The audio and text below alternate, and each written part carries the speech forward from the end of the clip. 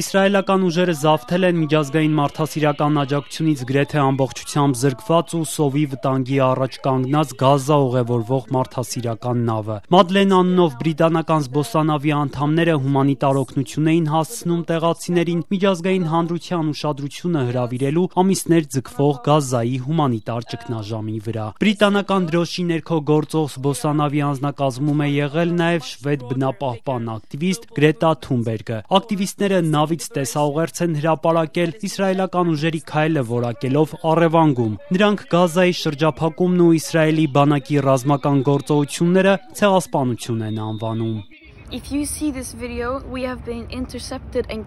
Եթե դուք տեսնում եք այս տեսանյութը, ապա մեզ միջազգային ջրերում կանգնեցրել եւ առևանգել են իսրայելական օկուպացիոն ուժերը կամ Իսրայելին աջակցող ուժերը։ Կոչ եմ անում իմ բոլոր ընկերներին, ընտանիքի անդամներին եւ գործընկերներին ճնշում գործադրել Շվեդիայի կառավարության վրա, ինձ եւ մյուսներին հնարավորինս շուտ ազատելու համար։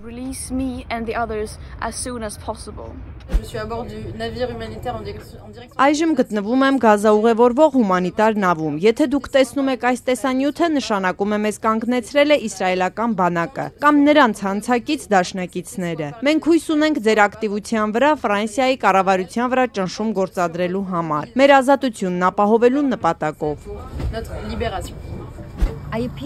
Ես դիմում եմ իմ համախոհներին, ընկերներին եւ ընտանիքի անդամներին ճնշում գործադրել Գերմանիայի կառավարության վրա եւ հնարավորինս շուտ պահանջել իմ ազատ արձակումը։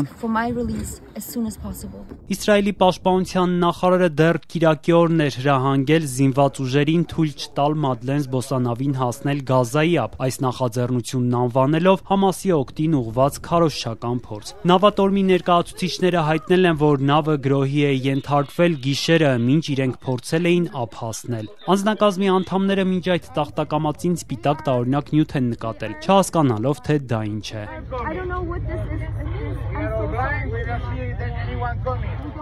Մենք չգիտենք դա ինչ է, չգիտենք գույն է թե մի քիմիական նյութ, ուղղակի անհայտ է, բայց խնդրում ենք ահազանգել։ Ասացին կկանգնեցնեն մեզ շատ հանգիստ, բայց դա տեղի չի ունենում։ Հենց հիմա եւս մեկ պատերազմի հանցագործություն է նախապատրաստվում։ Հայտարարել է անձնակազմի կին անդամներից մեկը, թե ինչ նյութ են օգտագործել ենթադրաբար Իսրայելի ռազմածովային ուժերը, հայտնի չէ։ Իսրայելի արտաքին գործերի նախարարությունն ավելի ուշ հաստատել է, որ նավը գտնվում է իրենց վերահսկողության տակ։ Նախարարությունից X-ում հեգնանքով գրել են, թե նավի 12 հոգանոց անձնակազմի անդամները կուղևորվեն սեփական երկրներ։ Հայտնիության սելֆի զբոսանավը ապահով ուղևորվում է Իսրայելի ափեր։ Ուղևորները կվերադառնան իրենց երկրներ։ Ըստ Իսրայելի արտգործնախարարության բոլոր ուղևորները անվտանգ են եւ առողջ, նրանց տրամադրվել է ջուր եւ սենդվիչներ։